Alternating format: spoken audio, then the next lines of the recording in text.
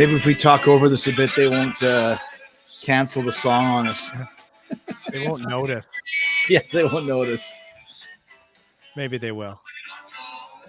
Yeah. There we go. Just go like that. It'd be like we're miming. I'm not sure what happened to Dave, but is he going to pop up like some kind of, how are you? He's done. Just the stage is set. All right, guys. We are back here. Winnipeggers 28. Not sure where Dave is. He has a nice merch stand set up over there. The guy sets up a merch stand in his own house during lockdown. Hey, you want to buy a shirt? No one's around. Give me a shirt. Give me $10, Cole. Give me a shirt. Does he not realize that we're on the air? Oh, it looks like he just you know that I had to take a whiz, and now I have the silver dollar showing. Hey, way to go, shy guy. We've been waiting for you here. Come on, do something to it. Make it go out. Time is money, P-boy. Welcome to Winnipeggers number 28. We are back after some great shows over the last few weeks. Some of our best, for sure. We're appreciating your merch stand in the background, Dave. Oh yeah, thanks. Yeah, I have it for Steph and Cole to buy merch for me every day. They have to come down and throw a fin or a $10. They get family rates, but yeah, nice. I just have to put the pricing up, and then we're set. It's perfect. The Jets jersey doesn't fit though. You can tell the quality isn't as good. It's a knockoff, and thanks for pointing that out, because you can always tell a good quality. Like if you look at those DSP logos, they're so crisp and clean. And that Jets one, it's a Howard Chuck one, rest in peace. But it's really, it's a Chinese knockoff, actually. And the other ones are 100% American, triple stitched and silk screened, and really good quality. We're going to talk about that because we got some feedback this week from some of the people about your merch. First of all, cheers, guys. There you go. Cheers. Cheers. I don't know if I should grab my vodka or my beer. I'm drinking both. Cheers. What do you got there, Ribo? I'm drinking. This is the stuff that they clean like combs with at barber shops and stuff like that. Barbicide? some kind of Montgomery Clift contraption, just some kind of drug alcohol thing. There's a wrestler called Tommy Dreamer who actually drinks Barbicide. He does like stupid human tricks. Is that what it is? Barbicide? Barbicide is what it's called. Yeah. Oh, never knew. Yeah. So that's what you would put. So if you're looking for the proper nomenclature, shall we say, that would be it. Cool. It's disgusting looking. Yeah. I'm actually looking up right now. Oh, it comes in a different container now than it used to. But it's always such a mysterious liquid. It's like, what is that? Like, what are you putting that in? Yeah. Why are you putting this? Why are you putting combs in this? Is like, what's wrong with the comb in the first place that you have to dunk it in something to disinfect it? Is that what it is? I guess so. I think it kills lice and all that kind of middle-aged man stuff. I always picture someone going to the barber with just a couple strands of hair, and there you go. Well, thanks. You get an actual haircut, just one, right? Right. Yeah. How much for just the piece? Really? Guys, the things that you guys never knew you're going to get when you watch Winnipeggers. Barbicide is a disinfectant solution used by barbers and cosmetologists for disinfecting grooming tools such as combs. Wow. So there you go. Interesting. Well, cheers to that. Cheers to that. I'll look for that when the barber's finally open. Oh yeah. You guys still can't get a haircut up there, eh? I just wear toques constantly now. Well, then listen, at least they're high quality toques for sure. High quality. Well, they got the logo too, and that's not a screen on. That's actually embroidered, and the people that are wearing them, they're so happy. The customers tell it all. Okay, that's the real feedback. And we hear right here. Look at this. We got Dan Sousa. Yeah. Thanks, bro. LOL. Fuck, is my head warm? Yeah, he bought 3 and he asked for a deal. I gave him $5 off. He wasn't too happy about that, but he still came on board and he committed. And how can you not be happy at getting $5 off? That's a good deal. Well, that's true. I think so. Yeah. I mean, $70 for 3 toques, including shipping. Give me a break. That's amazing. And where's Dan at? Where's he? Dan's actually, I think he's in the north end of Winnipeg. Okay. Shout out somewhere there on Salter Avenue, I believe. Yeah. Well, thanks to Dano for getting 3 toques. Dan. Not only did he buy 3 toques, he actually was wearing 3 toques. Yeah, I know. I thought he was giving them to people, but he actually walks around the north end of Winnipeg wearing all 3 toques. Say hi to Len on Pritchard Avenue for us. Gets really cold here. You got to wear 3 toques. Before we get into the fan mail, this week's sponsor, the Buffalo Barbecue, May 17th to the 20th. It was in 2019. It's now been moved to 2021 because we all know what happened in 2019. So go to the Buffalo Barbecue. There's rides, games, carnival treats, mini donuts, and more. And the fireworks are May 18th at 10:30 p.m. That's great. That it still has the original haunted house too that you would go through when you were a kid. There's still, I think the same guy who works in it. He wears a pillowcase over his head and comes out and just scares the crap out of you. That was about the extent of the Buffalo Barbecue. Well, the Buffalo Barbecue was always kind of the cheap ass Red River X, right? It was, yeah, really cheap. It would actually move around from different parts of Winnipeg. Like there'd be Transcona had Transcona Days or the High Neighbor Festival, it was called. So it just travel around Winnipeg, small circuit. Hiya, neighbor. Well, I remember like they would always have like one. It's like they put all their money into one ride, and the one that they always seemed to have was called the Monster. Yeah, and they would play Donna Summer's "Hot Stuff" as the music, which I thought was called Monster. Gonna do the non-stop, baby, this evening. And I thought it was gonna do the monster, baby, tonight. And so I always thought that was called Monster, but it's called Hot Stuff. They would just play it at the Monster. That was what you thought an adult was. The guy's on the Monster, man. And the zipper and all that crazy jazz. And the other one was they actually said that they sold buffalo burgers. They said they were made out of buffalo meat. Do you guys think that those burgers were really made out of buffalo meat? Rival? I think they probably were. I haven't had one. Yeah, I don't know. I mean, we call it bison for some reason. It's like you don't call it like a pork, a pig chop. It's like a pork chop. Yeah, pig loin. Bison. I'm sure that the buffalo burgers had the same amount of bison meat in it as the cheeseburgers had beef meat, which is probably about 10 to 7%. Yeah, they had their own buffalo that they raised just for the festival. They weren't in good shape. The antibiotics in them were really off the charts. I like how you said 10 to 7. You started with the high number and went down and went low. All right, so we got some great family this week. John Kelly says, "Happy birthday, Dave." This is from a few weeks back from an Irish Winnipeggers fan. You guys are some crake. Love the show. Keep up the good work. Have a good one. Yeah, you too, John. So he's actually from Ireland. Do you know what crake means? I have no idea what that means. It's an enjoyable social activity, a good time. And they say all the time, "It's a crake. Whenever Fuzzy comes to Ireland, it's always a crake time." That's the worst Irish accent. Please don't come after me, John. Nice. I'm glad that didn't come up during the imitations contest. So it's good though that we have worldwide fan base coming out here to see the Winnipeggers, which is great, man. Think about that. People in Winnipeg or people in Ireland watching this bullshit. We also got Matt Sater, family. Yeah, Sater's family to us. Family, yeah. So what will it take to get Mrs. Schmidtke to make me some workout jammies? Dave's answer, they used to be $15. I don't know if that I'll find her if she's still alive and get her contact to you. What was the word? What was the deal behind that? She made you pajamas or something? Yeah, she was making everybody put those pajama bottoms with whatever you wanted on it. She'd buy the material at Fanny Fabrics and she'd sew them, and she'd charge $15 or $20 a pair of jammies. She was making a little money on the side. You know what? I think maybe I don't know if she ever paid taxes on it. We might just want to check that out. Yeah. Could have been just a cash deal. If she's still alive, we'll come after her. CRA. Yeah, well, we are the CRA. So if you said she would make jams with whatever you wanted on the side, like what would you want on the side? Give me an example. Well, I had some the Molson Canadian logo were the only ones that I had, and they were I love Molson Canadian beer. I thought it was really cool. Now it's the grossest thing I've ever drank, but I had them all over my yammies.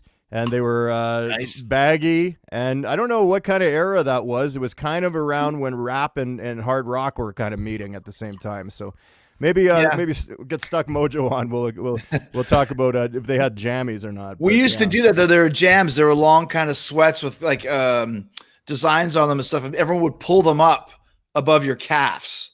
So you would have them pulled up to the calf level, right? Yeah. Yeah, they were cool. All right, then Angela Dawn. Delta Dawn, what's that flower you got on? Thank you so much for the much needed laughs during Winnipeggers tonight.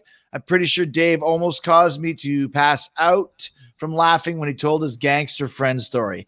I can always count you guys to boost my night. That was pretty funny. Little David Blue Eyes.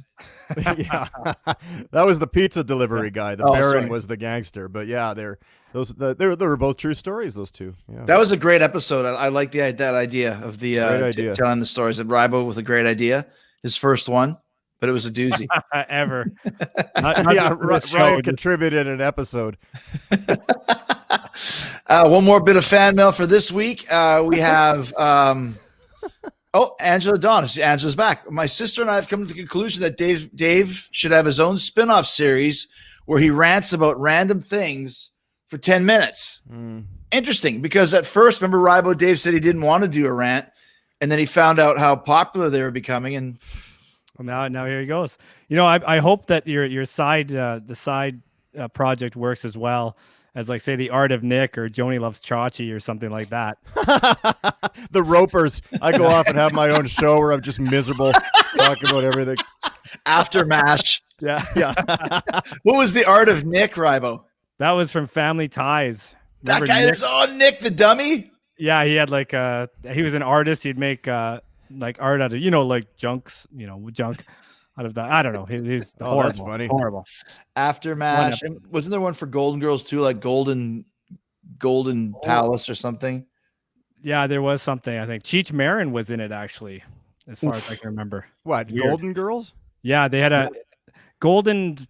It was like showers. It's called Golden Power. It's called Golden Showers. Actually, Golden Showers is a porno. Yeah, B. Arthur goes into I don't know. It would follow up after Jurassic Geriatric Park. That was the other one that was on just before it. Yeah. When Cheech Marin unleashed that cock and just started peeing all over B. Arthur. Ooh, ratings. Yeah. But Dave, that was the only time B. Arthur ever smiled. Yeah. Oh man, off to a great start again. As always. So Dave, she's talking about how much she enjoys hearing your rants and et cetera, et cetera. Do you agree with this? Or is there rant material this week of something that you want? I mean, it's just things that you see. I went for one of my walks again before the show. I like to do that just to kind of be alone with my thoughts. And there was a lot of birds out. I know there's a lot of people that like birds, but there was a lot of birds, and it was really loud, and they were fighting over something, and it was just kind of like, come on, man. The sun wasn't out today. It's cloudy. You feel a little down, and you got these birds just honking at everything. Sounded like 10 Rocky Rumples on a Turks and Caicos trip, sitting in the tree. It's like, shut up, man. Just take a break. Like, we got it. You're pissed off about something in your tree or whatever it is. And then a guy was tailgating a guy. I saw that. I see everything. I look around, and it's always a guy in a black Dodge truck. It's always some big dummy with his hat, and he's got the glasses. Probably has the cell phone on his waist, that type of thing. Like no mask needed. Real tailgater. I hate that. And he was behind some nice Chinese couple, and I was like, come on, man. I yelled out at him. He didn't hear. Nobody could hear anything over the birds. I don't have a lot of rants today. I don't even, again, I come home. All right. There's a little bit of a lack of dishwasher etiquette in this house, and it's driving me crazy. You know what I mean? Forks with forks, knives with knives, spoons with spoons. When I want to unload the dishwasher, I want to go in there, meat and potatoes, grab, put away. I don't need to be mixing stuff. Just put the glasses on the bottom rack. There's a spoon in the trap. There's, you know what I'm talking about, Rybo. There's a dishwasher etiquette out there that a lot of people aren't following. And when they just go, oh, just live your life. No, you don't live your life with it. Two things that kill me: dishwasher and a clean carpet. I want the carpet clean. I'll vacuum it. I shampoo the area of the carpet. I do that every couple of weeks. I watch it like I'm nuts. Okay, and it is my OCD, and I get it. I'm not for everybody, but just a little bit of dishwasher etiquette is not going to hurt anybody. It makes you feel good, too, when you just, like the other day, I didn't plug the vacuum in. I just went and picked up fluff. little bit at a time through the carpet. And that was nice. It made me feel like I had a job, and it wasn't just this. When meeting up with you drunks every Thursday. So those are a couple things. I mean, I don't like mornings too. I never have, so I'm not really out walking in the morning. Even the word morning is like, well, those birds are out there all the time too. Yeah, it makes I have a stomach ache in the morning if I'm up. When I hear mornings, it's like this makes my stomach quiver. But anyway, enough about me. I'll have I got my own show starting next Thursday. The Art of Nick, Dave and the Ropers, and you're lucky. You're lucky to have a dishwasher. I have one too. Her name is Tanis. Oh, how are you? She must be out tonight. She can organize those forks and knives, though. She knows where they all go. Yeah, I got a good one. A few weeks ago, we had talked and mentioned the Ville. And the Ville is kind of a whimsical, mystical place. That's great. You say whimsical. That's not the first thing that it would come to my mind. Maybe shithole would be more apropos than whimsical.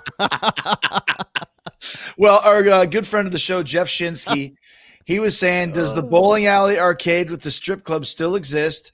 Because if it does, that's 2 bucket list items. Bowl a game at an arcade strip club. That would be a great place for my 50th birthday.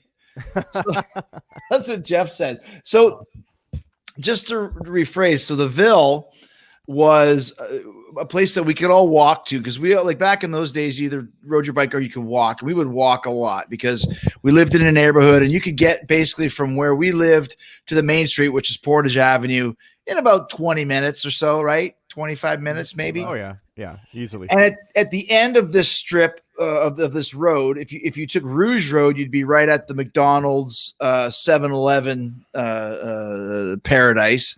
And if you went down, what's the other one, Rybo? The other Westwood. Westwood, yeah, Westwood would take you to the other paradise, which was the Ville. Yeah, the Ville, the Village Inn. The Village Inn, right. And in the middle was Zeller's and DJ's Pizza. So that was kind of the social circle for all of us back in those days that went to Westwood or all the other high schools that were in the area. And so the Village Inn was, like Jeff said, it was a bowling alley and an arcade and a strip club. And a hotel, motel, and a vendor. And a billiards. It was the 3 and B's. A pool hall. Yeah, it was the 3 B's: bowling, billiards, and boobs. Wow, good call.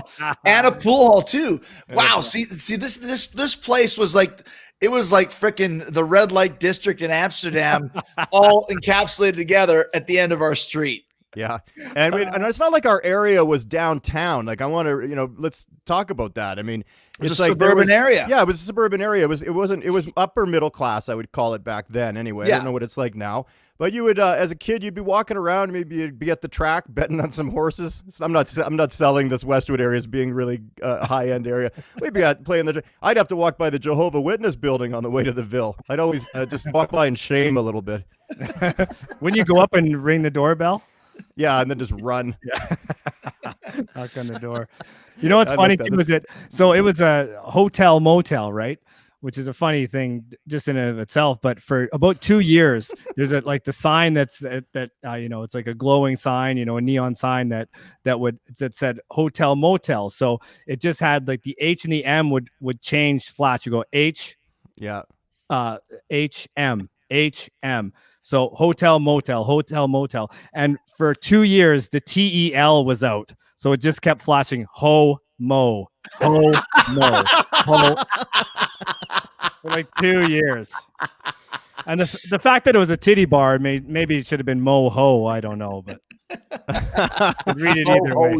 So the vendor brought up a story that reminded me of. So there was a vendor in Canada is where you would go to buy beer, and you would go in there and say, I need a case of beer. And some guy in the back would take a case of beer out of the fridge, and they'd put it on like a conveyor belt, and you hear like a bang, and it would come down the conveyor belt out of the fucking fridge. Then you'd grab your beer and leave. Right. So the vendor at the Ville had a door in the on one side and a door on the other. Imagine like Rybo said, a hotel motel. So it's like a strip mall, but it's just basically the Ville. So you would go in, and so I remember the very first time I had enough balls to ask somebody to buy a case of beer for me and my friends, whoever was around, probably Scott Shipham, whatever. And I'm sure these guys sat there all day waiting for losers like me, 15 years old. I remember I bought Kiss Animalize on cassette. So that's like the fall of 1984. Yeah. I listened to Heaven's on Fire. I listened to Thrills of the Night, and I walked down to the Ville with my $10. I'm going to get fucked up and listen to Kiss tonight, man. And I gave the guy my $10. It's like, what do you want? A case of blue? Wow. Quivering lip. Guy takes the money, goes inside, and I'm waiting. 5 minutes, 10 minutes, 50 minutes, 20. I'm like, fuck, did he get busted? Like, I don't know how old this guy is. And I pop my head in, and there's nobody in there. And the guy behind the thing's like, hey, you're not old enough. I'm just looking for my dad. Your dad's not in here. Get the hell out of here. The fucking guy took my money in the front door and just walked out the back and split. Nice. Right? Nice. $10 is $10, eh? What do you expect in that filthy joint? But like, that's just the type of people that work there too. Like, get the hell out! Your dad isn't here. Get the hell out of here. Yeah. And I can almost remember the smell of it. Like, you know, when they say like smell is almost, it takes you back in time. Yeah. I can remember the smell of just stale beer. Yeah. And like smokes, dirty carpet. Like, yeah. All of those things. Yeah, it was a real dump. Remember growing, like we all would grow little mustaches. You'd always be like, I'm going to the Ville tonight. I'm going to do it. And I mean, I don't know about you guys. I smoked back then a little bit, enough that my mustache was nicotine stained, you know, and I'd have this little thing and I'd ride over there on my Norco Shogun, my little BMX with tough 2 wheels. And I would, you know, park it there and I'd get in there and you know, and you'd often get away with it. It's pretty scary. Like if you're 15 and a half, you could get in the Ville with the right attitude and they would serve you and you'd buy a 10 or 15 cent draft and there would be a stripper in the afternoon, 2 p.m. in the afternoon. It was always happening. It's a pretty crazy place. First place I ever went and I think I had fake ID and I went in there. It was called the Crazy Bar, I believe at that time, but I was like 16 because it changed over to the Crazy Bar probably. Well, yeah, they switched it because the Ville wasn't a great name, so they changed it to the Crazy Bar, and it's got a picture of some cartoon guy going, yeah, just waka waka, yeah. So this is. Go ahead, Ryan. I was just gonna say they were famous for having the side-by-side strip off, which you'd have 2 girls at once, and they'd be separated by a volleyball net for some reason. Like there was some legal thing you weren't allowed to have 2 girls on the stage at the same time, but if you had a volleyball net, somehow that was okay. And then they'd duke it out, and whoever was the hottest stripper would win the grand prize of like $100 or whatever it was. Oh my God. Do you guys remember a stripper named Susie Boobies? Like think back. On. Okay. No. Yeah, absolutely. There was a girl who was on tour who would come to strip clubs, and I guess she was quite famous, and they actually advertised her nonstop outside the Village Inn. And it started at high school. People started talking about it at high school, and that's where I heard about it. Guys had flyers. They're like, check it out. Susie Boobies is going to be at the Ville on Wednesday. So everybody was excited to go see Susie Boobies. And Susie Boobie was probably pushing 400 pounds, but each breast was like the size of Orion. It was absolutely ridiculous. And I just remember like girlfriends and girls, like back then, especially the girls, Westwood girls are not going to go watch strippers. It wasn't really as acceptable as it is now. And we're not going there, and everybody was trying to pawn it off like, oh, it's Susan Buble. She's actually like a soap opera star that's signing autographs, just trying to get everybody to go. But I mean, that's the crazy. I wouldn't say that we got a flyer in my mailbox, but it was probably pretty close. Like it was ridiculous. It was a big buzz. So me and Rock Rumpel bought a lamination machine, which is basically just a thing that you go like this and it would laminate whatever. So then we had this idea, why don't we start a side business of making fake IDs? So you have to understand what it was like back then in Canada. Like if you had your license, or your birth certificate, it was just a piece of paper that had your birthday and your name on it. It was no picture of you. It was blue. It was a government form, like almost like a social security. No, what's it called here? Social security. No, yeah. like a social security number card in the States. So what we did was we went and got little decals numbers from like a office store, and we put whiteout over 1970 whiteout, and then put a 6 from the sticker and a 7 from the sticker, and it was a little bit crooked and bigger than the others.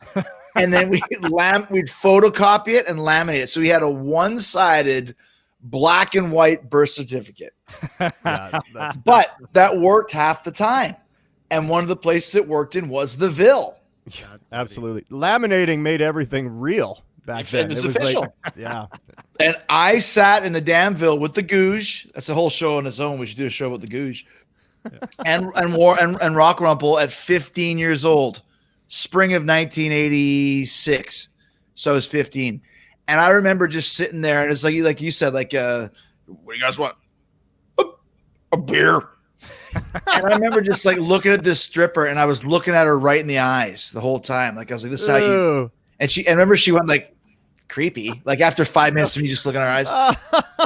Because you think, well, this chick, like, she loves me. She's into me, right? She's taking her clothes off. She's taking her clothes off for me. And that's what the one guy who was the DJ, the DA. Ronald McDonald, Darren something or other. He was like, who wants to see her take her clothes off? And he was always on the wireless mic walking around getting the crowd going. We would walk around and like go to some guy in the crowd, like, what do you want to see? I want to see her take her clothes off.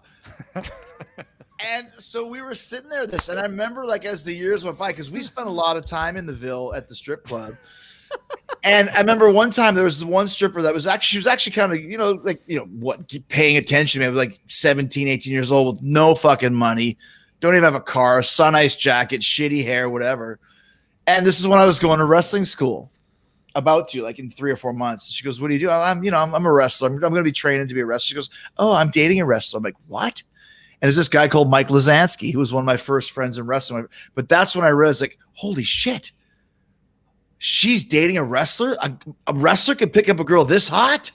I really want to get into wrestling now. Wow. It was wrestling or dealing cocaine. Either one would get you as many strippers as you can shake a hat at. Even one of these hats. Bam, bam. Great quality hat, too. Not one of them shitty quality hats. Also comes with a cardboard insert, and that's free. And that's super high quality. That is great quality cardboard. You could just wear that. I remember just Rybo's brother, Kev. He always loved Ian Henderson, or one of our other friends. I said, why? Because when Kev went to the Ville once and he didn't have any money, Ian gave him $1. And he just thought that Ian was the greatest guy in the world. Oh yeah. I wonder if he's ever paid it back. Yeah, I don't think so. I think I know the answer to that. Yeah.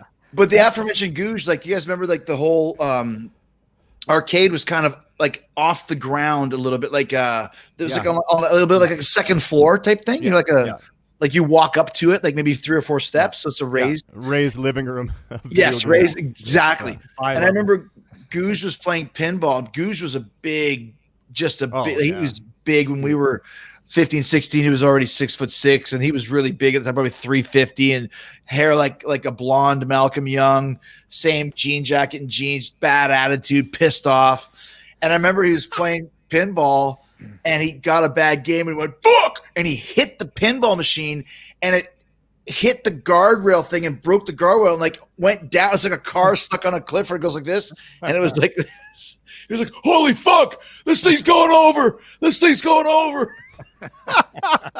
That's hilarious. Oh, that's great, man. Awesome. Yeah, I played a lot of pinball there. I was like a pinball wizard, kind of, Cyclone. I played that till the cows came home. Nice. Yeah.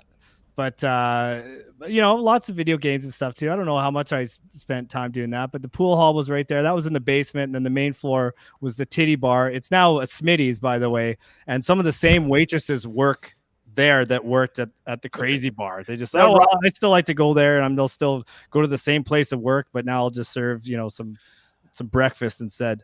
Rybo said Smitty's, not titties. That's right. Smitty's. Well, they should call it Smitty's Titties, and they have like a titty bar up there too. Smitty's is like a Denny's in Canada. Yeah, exactly. Yeah. I had my first fight at the Ville, and it was under where those stairs go down. So you know how you went down that flight of stairs where you entered the arcade area. Yeah. And it was with Roy Apperly, and he was constantly bugging me all summer. Yeah, he was hot on my trail too, dude. And he was like older than us because he, was stupid and failed a couple grades.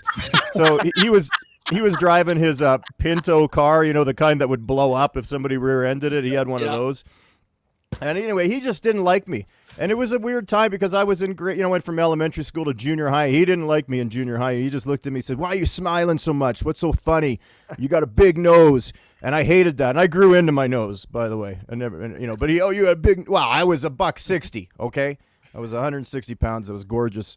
And he just kept up at me, and it was just ridiculous. Like, just F off, dude. So finally, I just had enough. It was just him coming behind me, smoking his Expert A Mean Greens and blowing that crap in the back of my head. So I just went, "Let's go," and I push him, and he pushes me back, and I'm just shaking, you guys, like literally shaking, right? And he comes running at me, and I pop him right in the face, and he goes down, and I run for my life. I ran all the way home. Like, I ran up the stairs, going up the Ville. I can still remember, like 17 steps, just as fast as I can, and it was like the best, worst first fight ever, because on one hand, oh, wow, you're a tough guy. And on the other hand, it's like, yeah, did you see Spivak? He punched Apperly right in the face and then ran. So that was, I was one of the toughest guys at the Ville. No one would come near me. They were so afraid of seeing my behind taking off. You were just trying to get into shape for the next fight. That's all. And last couple things, and last few things that I wanted to just say with the Ville is that we all bowled there as kids. Like, when we had there was like a bowling outing, like some kid had a birthday party and you go bowl. We were bowling in the Ville at like 8, playing video games in the Ville at like 14, looking at tits and drinking beer at 16. And we never stayed there. I don't think anyone's ever stayed there in the motel. Have you ever seen the inside of that room? I don't think. How much did she cost? Geez. For the moho. Yeah. So check this out. Susan Boobs brought me in there once. Susan Boobs. I got 2 more stories about the Ville, and then if you guys have any other ones, the one I told before when we talked about first jobs was when I was working at Zeller's, and it was my first day on the job, and I was obsessed with this game called Exciting Hour, which was a wrestling game that was based out of Japan, but then it had come to the States. So all of the wrestlers were kind of based on American wrestlers, but it was really hard. And so I had my lunch hour. I was unloading sheep shit which was manure, fertilizer. Fertilizer. My first job working as a stock boy at Zellers was unloading this giant semi of fertilizer. And dude, it was terrible. Shit in my face, whatever. I had an hour lunch, finished. Zellers was right across from the Ville. I ran across the street, started playing Exciting Hour, and I had the best game of my life. And I got past, there was the Piranha, there was Karate Fighter, and there was Coco Savage, and it goes up to Blues Bloody, who's kind of a Hulk Hogan guy. And I'm fighting, and I just barely lose, but I had the best match ever. And I realized, holy shit, it's 1:20. I was supposed to be back at work at 1. I run back across the street, and my boss was going to fire me. I said, "Please don't fire me on my first day. My dad will kill me." Yeah. He said, "Okay, fine." He said, "Then tomorrow you got a 40-minute lunch, and you have to stay in the break room." So that's how I was able to save my job, which I almost lost because I went to the Ville. You got caught up in that vortex of the Village Inn, high-quality Village Inn, and it's hard to get out. It was hard to get out. Once you got in there, you could do everything. There was everything. Everything went there. You really could. Red light district right there. That's the Amsterdam. Last story I have about the Ville. I go to Calgary to find my fame and fortune in wrestling. I come back, my first tour of Winnipeg, and I'm pretty excited. Like, I'm in Winnipeg, my friends are going to be there. And I wrestled a couple times. We wrestled Club Taboo or the Diamond Club or whatever. On that same tour, on that same time in Winnipeg where we had as many matches as we get, I'm driving home, and I see at Georgie's, which is across the street from the Ville, on Tuesday night wrestling. I'm like, oh my God, someone's wrestling in there? What a bunch of losers that must be. And then I realized, wait, I have a match on Tuesday night. Where is it? So I called the promoter. He's like, yeah, I said Georgie's. I'm like, I can't wrestle at Georgie's. Like, I grew up in that bar. He's like, you got to wrestle at Georgie's. So I wrestled at Georgie's. Henderson was there, tried to get in a fight with Bulldog Bob Brown. I saw that, yeah. You were there. put my head through the roof. And then the next time I come back, I'm like, there's no matches at Georgie's, right? No. Any bars? Well, there's one. We're at the Crazy Bar. I said, I'm not wrestling it. They said, what? I said, I'm not wrestling it. And the rings in these bars would be 8x8, which is normal rings that you guys see on TV are 20x20. Yeah. So 8x8, you could never get pinned because you can grab the rope wherever you are. Yeah, that was the stripper stage, is what you're on. Did they have a volleyball net between you and the opponent? You show up to work and they give you one of those rugs with a lion on it. You're laying it out. You're like, what's going to happen here? For my floor dance, I got Helicopter. the absolute worst reputation in Winnipeg from all the local guys. Oh, Chris Jericho, he's had 7 matches. He's too good to wrestle it for us. He's too good to wrestle at the Crazy Bar. I'm like, yeah, that's a reputation I'm willing to take. I will not fucking wrestle in the Crazy Bar where Ronald McDonald can go, what do you want to see? I want to see him take his body slam. Take the clothes off. Holy shit. Oh, classic. Yes. The great times had by all of us at the Ville. Hopefully you guys, the Ville is now a Smitty's. So if you ever want to go by there. But there's still the bowling alley still there. The arcade. Is it really? There, pool hall still there. Yeah. My son just went for a birthday party last year there. Bowling. Wow. No See? kidding. Second generation Ville. That's awesome. Wow. That's right. And you can still go across the street if you want to go to the titty bar. There's Georgie's still has, Georgie still does, yeah exactly. Which is at the Kirkfield Motor Inn, which was our sponsor a couple of weeks ago.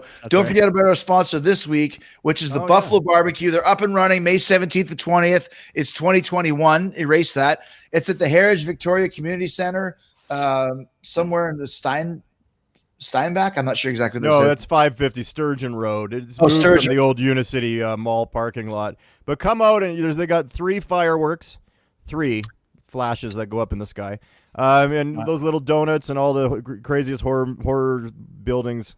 And 10 crazy horror buildings and 10 to 7% bison beef burgers. They got rides, games, carnival treats, mini donuts, and they're reviving the "Gonna Get the Monster Baby this